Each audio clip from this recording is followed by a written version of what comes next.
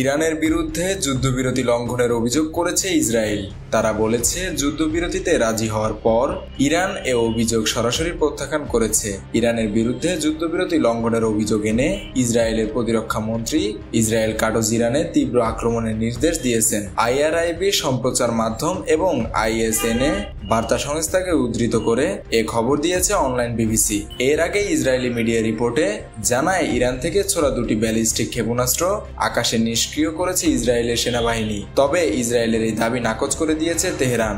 Al Jazeera, ইরানি রাষ্ট্রীয় সম্প্রচার মাধ্যম আইআরআইবি এবং সংবাদ সংস্থা আইএসএন এর বরাত দিয়ে জানায়, ইরান এমন কোনো হামলা চালানোর অভিযোগ প্রত্যাখ্যান করেছে। তেহরানের দাবি, যুদ্ধবিরতির পর তারা কোনো মিসাইল ছোড়েনি এবং ইসরায়েলের অভিযোগ ভিত্তিহীন। এই পাল্টাপাল্টি বক্তব্যের মধ্যে ইসরায়েলি বিভিন্ন গণমাধ্যম জানায়, ইরানি ক্ষেপণাস্ত্র হামলার খবর ছড়ানোর পর ইসরায়েলের উত্তরাঞ্চলে সাইরেন বেজে ওঠে এবং জনগণকে আশ্রয় কেন্দ্রে সরে যেতে বলা হয়। মেহেদী হাসান বাপ্পি, খুলনা গেজেট।